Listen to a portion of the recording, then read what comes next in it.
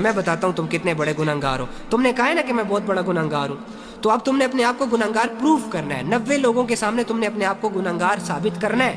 اب میری بات سنو, احد نے آپ لوگوں کے سامنے کہا ہے کہ میں بہت بڑا گنہگار ہوں. اب یہی احد اپنے آپ کو کہنے والا ہے کہ میں اللہ کا دوست ہوں 2 منٹ کے اندر. احد میری بات کا آنسر کرنا, جو پوچھوں سیدھا سیدھا بتانا. فرعون کو جانتے ہو؟ اس نے خدائی دعویٰ کیا تھا, لوگوں پہ ظلم کیا تھا, اللہ کا انکار کیا تھا, بڑے جرم کیے تھے.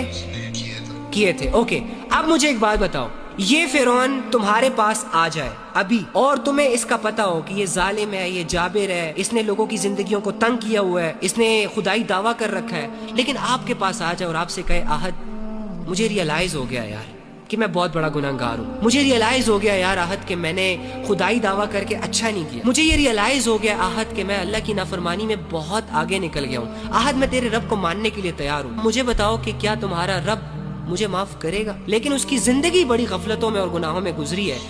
جب وہ تم سے یہ کویسچن کرے گا کہ کیا تمہارا رب مجھے معاف کرے گا, تو تم اس فرعون کو کیا کہو گے؟ بے شک معاف کرنے والا ہے. پھر بتاؤ تم اس فرعون کو کیا کہو گے؟ بے شک معاف کرنے والا ہے اللہ. اچھا, یعنی احد کو اتنا بلیو ہے اللہ کی رحمت پر اور اللہ کی محبت پر کہ فرعون جیسا بندہ بھی اگر اللہ سے معافی مانگ لے تو اللہ اسے معاف کر دیتا, لیکن احد اپنے آپ کو بہت بڑا گنہگار سمجھ رہا ہے, اپنے رب کی رحمت سے مایوس ہو گیا. علی بھائی میں ہر روز آپ کی ویڈیو دیکھتا ہوں, آپ کی ویڈیو دیکھ کے مجھے باقی چھوڑو, علی بھائی کو گولی مارو یار, تم کیوں پوائنٹ سے ہٹ رہے ہو؟ شیطان تمہیں ڈسٹریکٹ کر رہا ہے, تمہیں سمجھ نہیں آ رہی. میری بات سنو, تم مجھے بتاؤ کہ تمہیں اللہ کی بات کا یقین ہے نا؟ اگر اللہ تمہارے پاس آئے یا تمہیں آواز دے دے اور تم سے یہ کہے کہ ہمارے گناہ معاف ہے, تب یقین کرو گے کہ نہیں کرو گے؟ لیکن یہ تو پاسبل نہیں ہے نا کہ اللہ تمہیں آواز دے کر کہے, آواز دے کر سیٹسفائیڈ کرے کہ میں نے تیرے گناہ معاف کر دیے. تمہارے پاس ایک ہی ذریعہ ہے, قرآن.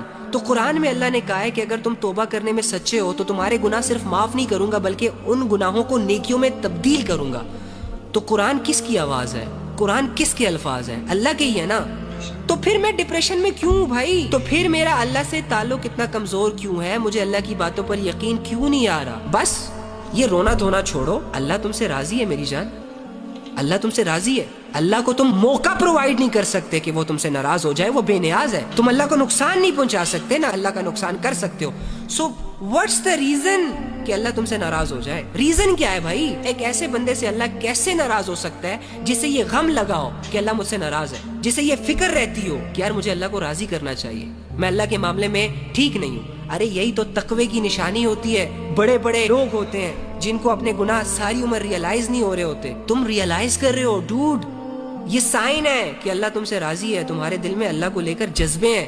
کم آن, اپنی کنفیوژن سے نکلو, لوگوں کو بھی نکالو.